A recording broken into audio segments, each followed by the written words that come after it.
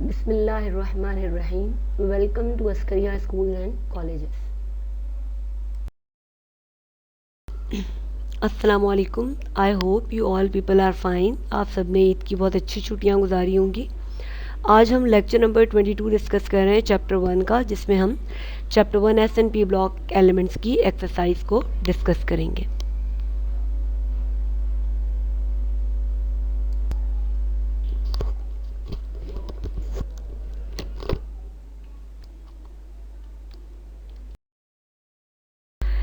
S&P block elements की exercise की तरफ चलते हैं. यहाँ पर MCQs के ऑप्शंस मैंने दिए हैं.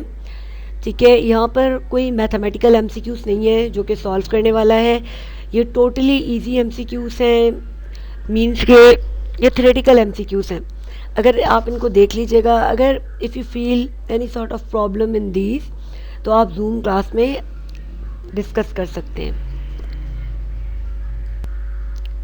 जी, शॉर्ट क्वेश्चन आंसर्स की तरफ चलते हैं. सबसे पहला क्वेश्चन है बेटे, मोस्टली तो क्वेश्चन आंसर्स जो हैं वो डिटेल्ड भी और शॉर्ट भी वो ऐसे हैं कि जो आप अपने नोट्स में कर चुके हैं.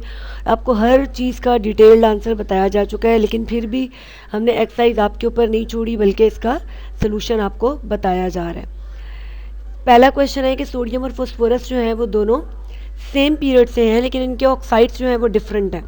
तो बच्चों, रीज़न ये है कि सोडियम और फॉस्फोरस दोनों के दोनों थर्ड पीरियड से बिलोंग करते हैं. कहाँ से बिलोंग करते हैं? थर्ड पीरियड से बिलोंग करते हैं.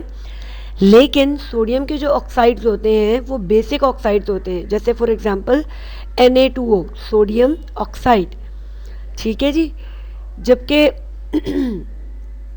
जो पोटेशियम है, पोटेशियम के जो फॉस्फोरस के जो ऑक्साइड्स हैं वो एसिडिक ऑक्साइड्स हैं. इसलिए बच्चों कि जो सोडियम है वो मेटल है, और मेटल जो है वो हमेशा कौन से ऑक्साइड्स बनाता है? बेसिक ऑक्साइड्स बनाता है. और ये बात आपके साथ डिस्कस की जा चुकी है एसिड बेसिस एंड सॉल्ट के चैप्टर में. हमने फर्स्ट ईयर में इसको डिस्कस किया है. ठीक है, कि जो मेटल्स होते हैं वो ऑलवेज बेसिक ऑक्साइड्स बनाते हैं, और जो नॉन मेटल्स होते हैं वो ऑलवेज एसिडिक ऑक्साइड्स बनाते हैं. ठीक है, जैसे कि अब मैंने आपको इक्वेशन से इसको प्रूव करवाया है कि जो सोडियम ऑक्साइड है वो बेसिक है. Why? Because when this react with water it will form strong alkali NaOH, sodium hydroxide. So this thing proves that how Na2O is basic in nature. While when P2O5 phosphorus pentoxide reacts with water, it will form phosphoric acid और orthophosphoric acid. तो it is a strong acid. ठीक है, phosphoric acid या orthophosphoric acid एक strong acid है. It means कि यहाँ पर एसिडिक सोल्यूशन बन रहा है, जो ये शो कर रहा है कि फॉस्फोरस पेंटॉक्साइड एक एसिडिक ऑक्साइड है. ठीक है जी. तो नेक्स्ट आपके पास जो सेकंड क्वेश्चन है वो है acidic, basic and amphoteric behaviour of oxide. आपने एक्सप्लेन करना है एसिडिक, बेसिक और एम्फोटेरिक बिहेवियर ऑफ ऑक्साइड. तो आप लोगों को जब चैप्टर पढ़ाते हुए बताया गया है कि जो लेस इलेक्ट्रोपॉजिटिव एलिमेंट्स हैं वो हमेशा एम्फोटेरिक सब्सटेंसेस बनाते हैं. ठीक है, वो क्या बनाते हैं? एम्फोटेरिक सब्सटेंसेस बनाते हैं. तो हमने एम्फोटेरिक बिहेवियर बताना है ऑक्साइड्स का. जैसे फॉर एग्जांपल यहाँ पर जो है वो ब्रिलियम का एम्फोटेरिक बिहेवियर बताया गया. तो आपको पता है एम्फोटेरिक, जिस तरह ब्रिलियम का ऑक्साइड है, ब्रिलियम का ऑक्साइड है ब्रिलियम ऑक्साइड BeO. तो ऑब्वियसली एम्फोटेरिक वही चीज़ होती है जो एसिड के साथ भी रिएक्ट करती है और बेस के साथ भी रिएक्ट कर सकती है. ठीक है जी. तो ये नेक्स्ट स्लाइड पर मैंने इसकी इक्वेशन दी है, एसिड के साथ भी और बेस के साथ भी. तो इन्होंने रिस्पेक्टिवली सॉल्ट फॉर्म किए हैं, एसिड के साथ ब्रिलियम सल्फेट और बेस के साथ सोडियम बेरेलाइट. ठीक है, जब एसिड के साथ रिएक्ट कर रहा है तो इसने बेस के तौर पे रिएक्ट किया है, और जब बेस के साथ रिएक्ट कर रहा है तो इसने एज एन एसिड रिएक्ट किया है. ठीक है जी. फिर थर्ड क्वेश्चन है बच्चों आपका कि ग्रुप 1 एलिमेंट्स को हम अल्कली क्यों कहते हैं. तो बच्चों इसका आंसर जो है, जब मैंने अल्कली मेटल्स का ग्रुप 1 शुरू किया था तो उस वक्त मैंने आपको इसके बारे में बताया था कि इसको क्यों कहते हैं. मज़ीद इसका आंसर आपके सामने मौजूद है. ठीक है, नेक्स्ट क्वेश्चन है क्वेश्चन नंबर 4 कि why all group 1 metals have low ionization energy. Group 1 elements की लो आयनाइजेशन एनर्जीज क्यों होती हैं. तो आप सबको पता होना चाहिए कि आयनाइजेशन एनर्जीज जो है वो डिपेंड करती हैं साइज़ पर. क्योंकि आयनाइजेशन एनर्जी क्या है? वैलेंस शेल से इलेक्ट्रॉन को रिमूव करने की एबिलिटी, ठीक है। तो जो ग्रुप 1 एलिमेंट्स हैं उनके साइजेस भी बड़े हैं, क्योंकि लेफ़्ट टू राइट के अलाइन लेफ़्ट साइड पर पाए जाते हैं और राइट साइड पर आपके नोबल गैसेज और हैलोजेंस हैं। तो ये सबसे लेफ़्ट साइड पर हैं, इनके साइजेस भी बड़े हैं। लेफ़्ट टू राइट की तरफ रेडियाई जो है वो डिक्रीज़ होता है, इनके साइज़ भी बड़ा है, इनकी EN भी कम है, लिहाजा इनके अंदर से इलेक्ट्रॉन को ईजिली आउटर मोस्ट शेल में से रिमूव किया जा सकता है। यानी आप कह सकते हैं दूसरे अल्फाज में कि आपके न्यूक्लियस का होल्ड वैलेंस शेल इलेक्ट्रॉन्स पर कम होता है। So that's why they have low IP values. ठीक है बच्चों, क्वेश्चन नंबर 5 की तरफ चलते हैं। Why do the group 1 metals show strong electropositive character? Group 1 metals जो हैं उनका इलेक्ट्रोपॉजिटिव करेक्टर क्यों होता है? अब इलेक्ट्रोपॉजिटिव चीज़ बच्चों क्या होती है? ऐसी चीज़ जो अपने इलेक्ट्रॉन को लूज़ कर देती है। दैट थिंग इज और that element is known as electropositive element. तो आपके बच्चों जो एल्कली मेटल्स हैं ये मोस्ट इलेक्ट्रोपॉजिटिव एलिमेंट्स हैं, ठीक है, पीरियोडिक टेबल के, क्योंकि इनकी आयनाइजेशन एनर्जी भी कम है, EN भी कम है और इनके साइजेस जो हैं वो बड़े हैं। They can easily lose their electrons, और जब ये अपने इलेक्ट्रॉन्स को लूज कर देती हैं, ठीक है जी, नेक्स्ट स्लाइड की तरफ चलते हैं। जब ये अपने इलेक्ट्रॉन्स को लूज करती हैं तो ये स्ट्रॉन्ग इलेक्ट्रोपॉजिटिव करेक्टर शो करती हैं, इसलिए कि ये दूसरों को फिर रिड्यूस करती हैं, ठीक है, उन इलेक्ट्रॉन से, और ख़ुद ऑक्सीडाइज होती हैं, ठीक है। So that's why they are also known as good reducing agent. अच्छा जी, क्वेश्चन नंबर 6 है आपका शॉर्ट का, क्वेश्चन नंबर 2 का 6 पार्ट है। Why do group 1 metals show strong reducing properties? Similarly बिल्कुल यही प्रॉपर्टी है इसकी, बिल्कुल यही रीज़न है जो हमने पिछले क्वेश्चन में पढ़ा है, रिलेटेड रीज़न है कि ग्रुप 1 एलिमेंट्स आपके पास मोर इलेक्ट्रोपॉजिटिव है। मैंने अभी आपको बताया कि अपनी इस करेक्टरिस्टिक्स की वजह से ये ईजीली अपने इलेक्ट्रॉन्स को लूज़ कर देती हैं, ठीक है। बड़ा साइज, लो IE और इलेक्ट्रोनेगेटिविटी होने की वजह से ये इलेक्ट्रॉन को इजीली रिड्यूस करती हैं। इस तरह निकले हुए जो इलेक्ट्रॉन्स हैं उनसे ये दूसरे एलिमेंट्स को रिड्यूस करती हैं और ख़ुद ऑक्सीडाइज हो जाती हैं। So that's why they are called और they are known as good reducing agent. फिर जी आपके पास है why different colours, question number 7 है, why different colours are important by the atom of group 1 metals to the flame. तो इसके लिए बेटे आप फ्लेम टेस्ट का टॉपिक देख सकते हैं पेज 29 पर, ठीक है, या फिर आप इसको स्लाइड के ऊपर से देख सकते हैं, ठीक है, स्लाइड के टॉपिक्स में से आप इसको देख सकते हैं। ओरिजिन ऑफ फ्लेम कलर का टॉपिक देख सकते हैं, वहाँ से आपको पता लग जाएगा इस क्वेश्चन का आंसर, ठीक है। इसको हमने बहुत अच्छी तरह से डिस्कस किया हुआ है। क्वेश्चन नंबर 8 है, why the elements of group 2 are called alkaline earth metal? जब मैंने बच्चों ग्रुप 2 अल्कलाइन अर्थ मेटल को जो है वो डिस्कस किया था, तो आपको पता होना चाहिए कि वहाँ पर मैंने बताया था कि इनको क्यों कहते हैं अल्कलाइन अर्थ मेटल। इसलिए कि अल्कलाइन अर्थ मेटल इसलिए कहते हैं कि यहाँ पर वर्ड अल्कलाइन का मतलब है कि ये एल्कली फॉर्म करते हैं जब वाटर के साथ रिएक्ट करते हैं। बहुत ज़्यादा स्ट्रॉन्ग एल्कली फॉर्म नहीं करते फर्स्ट ग्रुप की तरह, लेकिन फिर भी माइल्डली अल्कलाइन सोल्यूशन बनाते हैं, ठीक है। जबकि अर्थ मेटल इसलिए कहते हैं कि अर्थ क्रस्ट पर वाइडली डिस्ट्रीब्यूटेड है, ठीक है बच्चों। क्वेश्चन नंबर 9 की तरफ चलते हैं। Why do the group 2 earth metals have high melting and boiling points than alkali metals? Left to right की तरफ आपका जो मेल्टिंग बॉइलिंग पॉइंट है वो इंक्रीज होता है, ठीक है। तो अगर आप trend the melting point in period 3 आप देखेंगे, पीरियड 3 में मेल्टिंग एंड बॉइलिंग पॉइंट को डिस्कस करेंगे, यानी आप नोट्स के अंदर या स्लाइड्स में इसको देखेंगे, या कॉपी में अगर आपने नोट्स लिखे हुए हैं तो आप उसमें देखेंगे तो वहाँ आपको पता लग जाएगा। हमने यही डिस्कस किया था कि लेफ़्ट टू राइट की तरफ जाते हुए नंबर ऑफ़ इलेक्ट्रॉन्स बढ़ने से नंबर ऑफ़ बॉन्डिंग्स बढ़ जाती हैं, जिसकी वजह से उनको ब्रेक करने के लिए हमें ज़्यादा एनर्जी या टेम्परेचर रिक्वायर्ड होता है। So that's why they have high melting and boiling point, ठीक है जी। उसके बाद हम चलते हैं क्वेश्चन नंबर 10 की तरफ। How do group 1 metals resemble with group 2 metals? Group 1 metal जो है वो ग्रुप 2 मेटल्स के साथ कैसे रिजेंबल करते हैं, ये हमारा क्वेश्चन है नेक्स्ट स्लाइड में, ठीक है, कि how do group 1 metals group 1 elements resemble with group 2 elements. तो यहाँ पे मैंने इट इज़ वेरी इजी, इसको एक्सप्लेन करने की ज़रूरत नहीं है, ठीक है। ये आप पॉइंट्स पढ़ेंगे तो आपको इजीली ये समझ आ जाएंगे, क्योंकि आपने ग्रुप 1 भी पढ़ा है और ग्रुप 2 भी पढ़ा है। फिर नीचे डिफरेंस है ग्रुप 1 और ग्रुप 2 का, तो अगर आप ग्रुप 1 और ग्रुप 2 को अच्छी तरह से पढ़ चुके हैं, ठीक है, और याद भी कर चुके हैं तो आपको इसके डिफरेंसेस समझने में कोई प्रॉब्लम नहीं होगी. If you feel any problem then after listening the lecture you can ask in your Zoom class. Moving towards the next slide. अच्छा जी, क्वेश्चन नंबर 12 है आपका, discuss the metallic and non metallic character. Metallic और non metallic character discuss करना है आपने group 4 elements का. तो इसके लिए हमने बहुत डिटेल से इसको डिस्कस किया है. ठीक है, आप इसके लिए मेटालिक और non metallic character of group 4 from slides को देख सकते हैं. फिर क्वेश्चन नंबर 13 है आपका, discuss the general group trends of group 7 elements. General group trends हमने डिस्कस करने हैं ग्रुप 7 के. ठीक है, तो जनरल ट्रेंड क्या है कि down the group atomic radii और मेल्टिंग बॉइलिंग पॉइंट इंक्रीज होते हैं. इलेक्ट्रॉन एक्टिविटी और electron affinity down the group कम होती है, ये आप सब जानते हैं.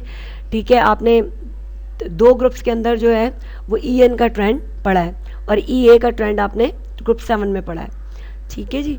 फिर है oxidising power down the group कम होती है ग्रुप 7 की.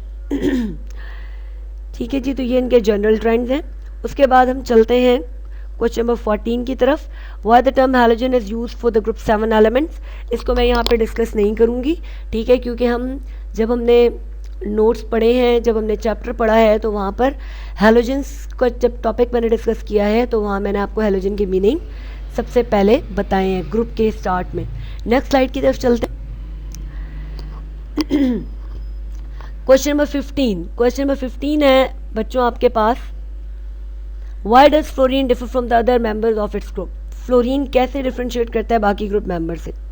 सबसे पहली बात है इसका स्मॉलर साइज. दूसरा है high ionization energy and electron activity. फिर इसकी लो डिसोसिएशन एनर्जी और valence shell restriction to an octet, यानी कि ये ऑक्टेट पूरा करने में क्या शो करता है, रिस्ट्रिक्शन शो करता है. तो ये वो फीचर्स हैं जो कि फ्लोरीन को अपने बाकी ग्रुप मेंबर से डिफ्रेंशिएट करते हैं और इसको एक्सेप्शनल या पिकुलर एनॉमलस बिहेवियर देते हैं. हम चलते हैं क्वेश्चन नंबर 16 की तरफ. What is the structure of SiO2. ठीक है, सिलिकॉन डाइऑक्साइड और कार्बन डाइऑक्साइड का स्ट्रक्चर डिस्कस करना है और ये कैसे डिफ्रेंशिएट करते हैं. तो इसका आंसर बच्चों आप देखेंगे अपने स्लाइड नोट्स में, जहाँ पे मैंने इसको बहुत अच्छी तरह से एक्सप्लेन किया है. क्वेश्चन नंबर 17 की तरफ चलते हैं कि कार्बन डाइऑक्साइड गैस है जबकि सिलिकॉन डाइऑक्साइड सॉलिड है. हालांकि कार्बन और सिलिकॉन दोनों सेम ग्रुप से बिलोंग करते हैं, तो रीज़न क्या है, दोनों सेम ग्रुप 4 से बिलोंग करते हैं. ठीक है, लेकिन दोनों के जो ऑक्साइड की नेचर है वो डिफरेंट है. Moving to the next slide.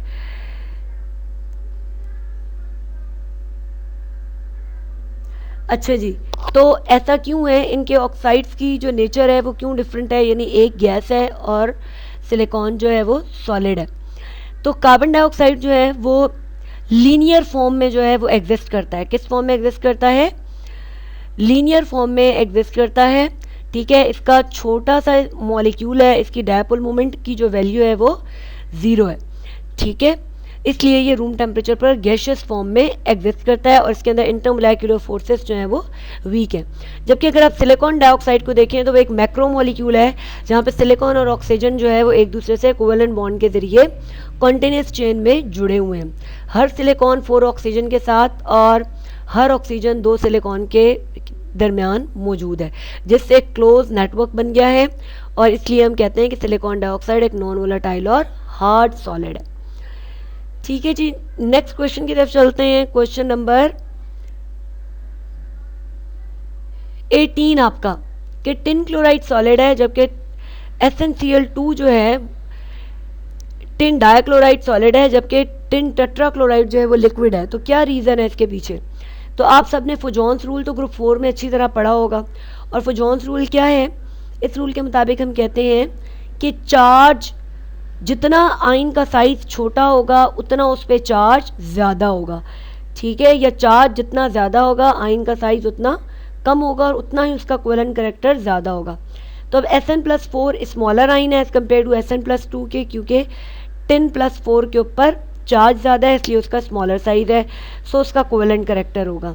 जबकि जो SnCl2 है उसका साइज़ जो है वो बड़ा है, उसके ऊपर चार्ज कम है, +2 चार्ज है, चार्ज कम है, साइज़ बड़ा है, तो करेक्टर उसका आयोनिक है.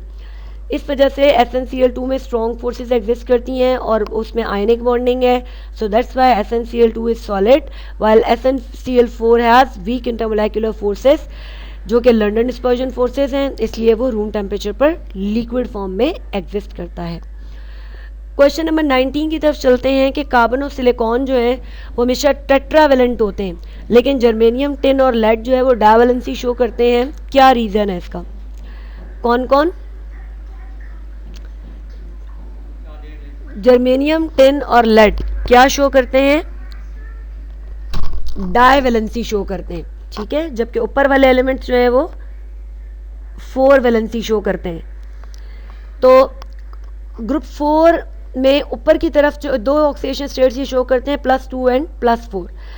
अगर सारे के सारे NH2NP इलेक्ट्रॉन्स जो हैं वो लूज हो जाएं तो +4 ऑक्सीडेशन स्टेट देखी जाती है at the top of the group, और ये top of the group +4 oxidation state stable होती है।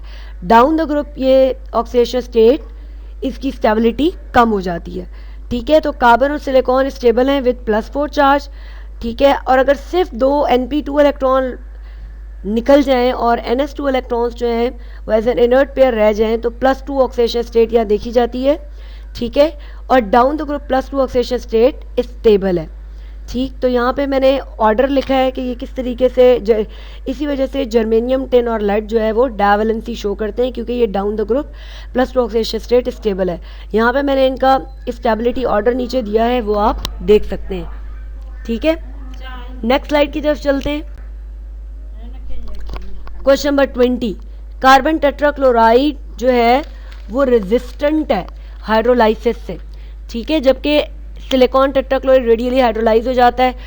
तो बच्चों ये क्वेश्चन बना हुआ है आपके पास पेज नंबर 42 पर, या फिर आप इसे स्लाइड नोट्स में अच्छी तरह से अंडरस्टैंड कर सकते हैं, मैंने आपको ये समझाया हुआ है। क्वेश्चन नंबर 21 की तरफ चलते हैं। क्वेश्चन नंबर 21 क्या है कि सिलिकॉन क्लोरीन बॉन्ड स्ट्रॉन्गर है कार्बन क्लोरीन बॉन्ड से, but SiCl4 sorry still SiCl4 hydrolyse easily but CCl4 is not. तो इसका क्या रीज़न है? तो इसका रीज़न भी सेम है जैसे कि आपने ऊपर क्वेश्चन नंबर 20 के अंदर देखा है, आप सेम आंसर इसके अंदर लिख सकते हैं, ठीक है।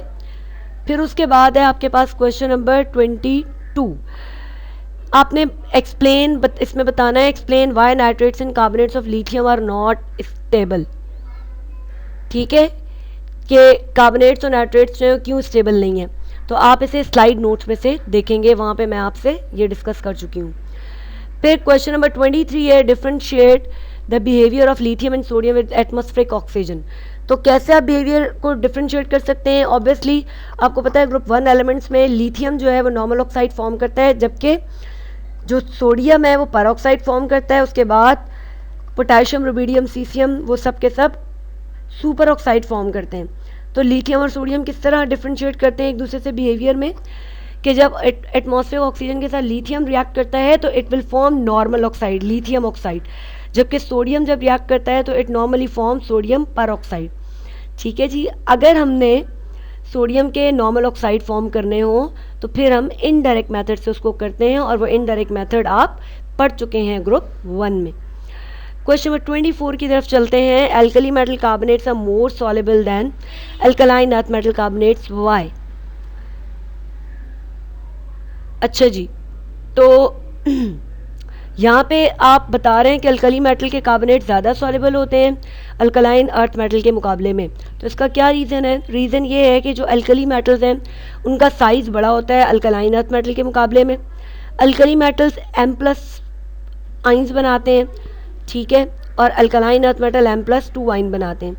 तो यहाँ पर जो अट्रैक्शन होती है बिटवीन M+1 एंड कार्बोनेट आइन वो इतनी फास्ट नहीं होती है, इतनी ज़्यादा नहीं होती, ठीक है, जितनी कि आप M+2 और कार्बोनेट में देखते हैं, क्योंकि M पे अल्कलाइन अर्थ मेटल के मेटल पे +2 चार्ज होता है और कार्बोनेट पे -2, तो +2 और -2 की अट्रैक्शन ज़्यादा फास्ट होती है, ठीक है, इनकी अट्रैक्शंस जो हैं वो ज़्यादा होती हैं, इसलिए ऑब्वियसली उनके दरम्यान M+2 और CO3-2 में लेटेस्ट एनर्जी ज़्यादा होने की वजह से आपको उसको तोड़ने के लिए जो है वो ज़्यादा एनर्जी रिक्वायर्ड होती है, ठीक है, इसलिए अल्कली मेटल्स जो हैं वो ज़्यादा सॉल्युबल होते हैं as compare to alkaline earth metal carbonates के। नेक्स्ट स्लाइड की तरफ मूव करते हैं हम। हाँ जी, question number 25, explain why the solubility of alkaline earth metal carbonates decreases down the group. Solubility alkaline earth metal की डाउन द ग्रुप डिक्रीज क्यों होती है अल्कलाइन अर्थ मेटल कार्बोनेट्स की? तो ये आपके साथ मैंने सॉल्युबिलिटी ऑफ कार्बोनेट्स और सल्फेट्स डिस्कस किया है, मैम ने आपसे जूम क्लास में भी डिस्कस किया होगा, ये आप स्लाइड नोट से करेंगे। ठीक है जी, क्वेश्चन नंबर 26 की तरफ चलते हैं। Oxidizing power of fluorine is greater than iodine, why? ये आप अपने हैलोजेंस में मैंने आपको कंप्लीट नोट्स बना के दिए हैं, इसको आप वहाँ से देखेंगे। ठीक है जी,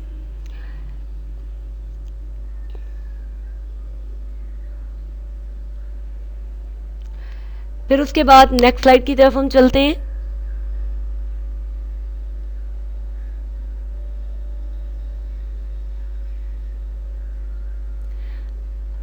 अच्छा, यहाँ पे नेक्स्ट क्वेश्चन जो है रह गए। क्वेश्चन नंबर 26 की ऑक्सीडाइजिंग पावर हमने डिस्कस की है। Question number 17 HF is a weak acid, इसको भी आप स्लाइड नोट्स में देखेंगे, या आपके पास क्वेश्चन बना हुआ है। किन फैक्टर्स पर आपके पास क्वेश्चन नंबर 27 है, on what factor does the oxidizing power of halogen depends. तो ये फैक्टर्स मैंने आपको बता दिए हैं कौन कौन से हैं, dissociation energy, electron affinity and hydrogen energy of hydration energy of ions. ठीक है जी, अगर हैलोजन की डिसोसिएशन एनर्जी कम होगी, इलेक्ट्रॉन एफिनिटी हाई होगी और हाइड्रेशन एनर्जी हाई होगी, तो वो गुड ऑक्सीडाइजिंग एजेंट होगा, जैसे कि फ्लोरीन। ठीक है जी, तो ये हमारे यहाँ पर शॉर्ट क्वेश्चन आंसर्स एंड होते हैं और अब हम नेक्स्ट स्लाइड में डिटेल्ड क्वेश्चन आंसर्स की तरफ जा रहे हैं। क्वेश्चन नंबर 3 का जो पहला क्वेश्चन है उसके 3 पार्ट्स हैं आपके पास। ठीक है, और ये तीनों के तीनों पार्ट्स आप अपनी बुक से चेक कर सकते हैं, ये आपके पास स्लाइड नोट्स में मौजूद है। क्वेश्चन नंबर 2 और 3 भी स्लाइड नोट्स में मौजूद है। क्वेश्चन नंबर 4 भी स्लाइड नोट्स में मौजूद है, ए और बी दोनों पार्ट। ठीक है, जबकि इसका जो सी पार्ट है, क्वेश्चन नंबर 4 का सी पार्ट, क्वेश्चन नंबर 4 का जो सी पार्ट है वो है why is beryllium chloride covalent and not ionic, कि ब्रिलियम क्लोराइड जो है वो कोवेलेंट है, आयनिक क्यों नहीं है। तो ये मैंने आपके साथ डिस्कस किया है कि ये क्यों नहीं है। तो बच्चों, ब्रिलियम आपको पता है कि हर ग्रुप का जो पहला मेंबर है उसका बिहेवियर एक्सेप्शनल बिहेवियर होता है, तो बिल्कुल इसी तरह से यहाँ पे जो ब्रिलियम है उसका बिहेवियर एक्सेप्शनल है। ये मोर इलेक्ट्रोनेगेटिव है, लेस इलेक्ट्रोपॉजिटिव है बाकी ग्रुप मेंबर्स के मुकाबले में, लिहाजा ये अपने इलेक्ट्रॉन्स को बाकी ग्रुप मेंबर की तरह इजीली लूज़ नहीं कर सकती। तो ऑब्वियसली आयनिक बॉन्ड तो तभी बनता है जब इलेक्ट्रॉन लूज़ करके कैटाइन बने, तो इसलिए ये आयनिक बॉन्ड फॉर्म नहीं करता क्लोरीन के साथ, बल्कि ये कोवेलेंट बॉन्ड फॉर्म करता है। ठीक है जी, moving towards the next slide. Question number 5 है। क्वेश्चन नंबर 5 का जो ए पार्ट है वो है why do some metals form peroxides on heating with oxygen. ठीक है जी, तो क्यों कह रहे हैं कि क्यों कुछ मेटल्स जो हैं पेरोक्साइड फॉर्म करते हैं।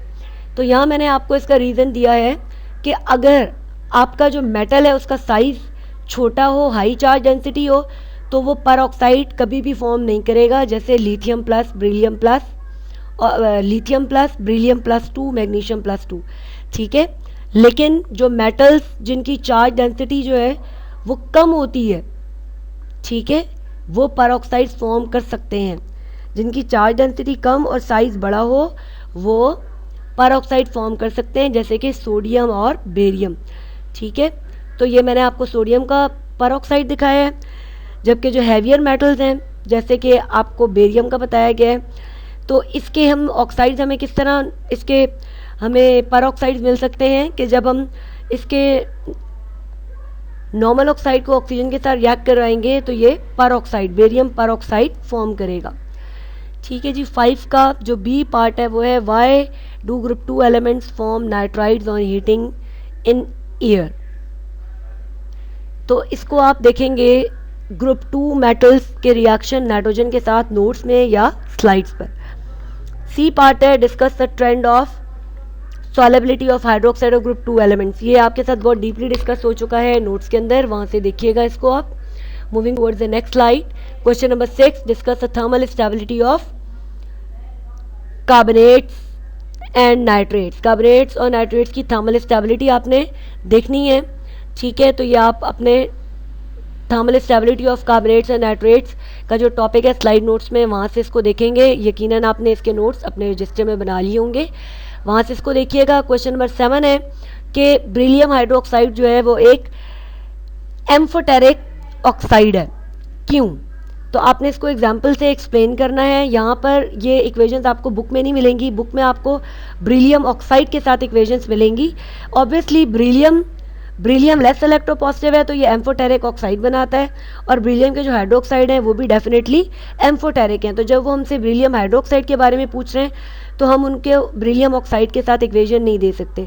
तो यहाँ पे मैंने ब्रिलियम हाइड्रोक्साइड को पहले बेस के साथ रिएक्ट करवाया है, तो यहाँ beryllium hydroxide as an acid react कर रहा है, और इसने टेट्रा हाइड्रोक्सी ब्रिलियम 2- आइन फॉर्म किया है, इसे हम बिरेलाइट आइन भी कहते हैं। जब ये एज एन बेस काम कर रहा है तो वहाँ पर इसको मैंने एसिड के साथ in the presence of water react कराया है, और इसने फॉर्म किया है टेट्रा हाइड्रोक्सी ब्रिलियम क्लोराइड का कंपाउंड फॉर्म किया है, कॉम्प्लेक्स कंपाउंड है।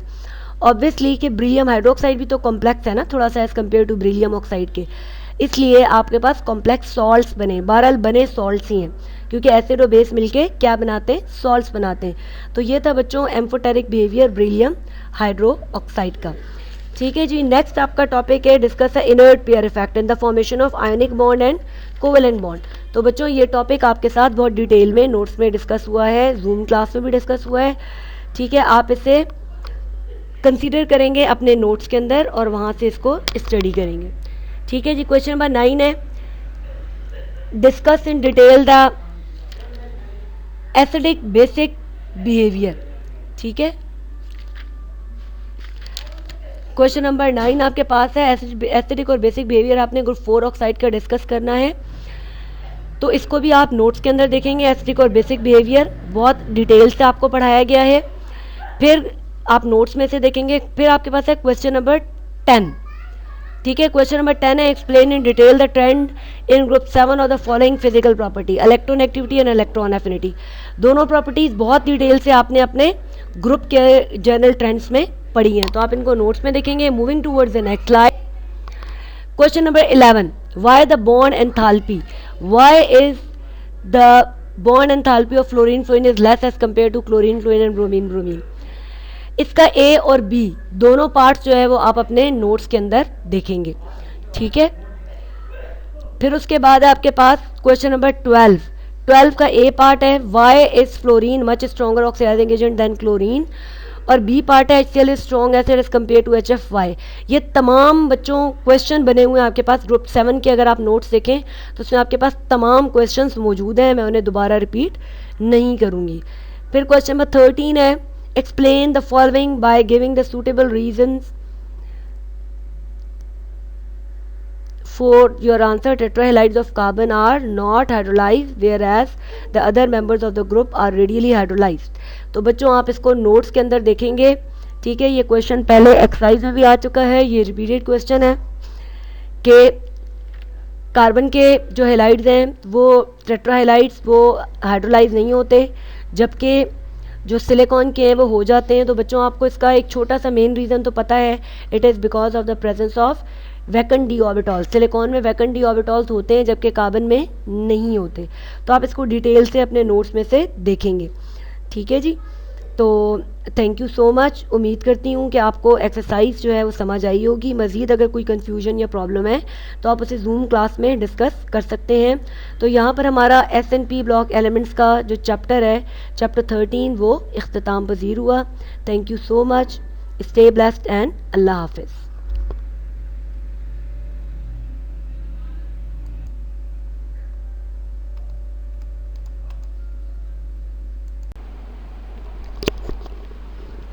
Okay ji, thanks for listening and understanding the lecture. Allah Hafiz.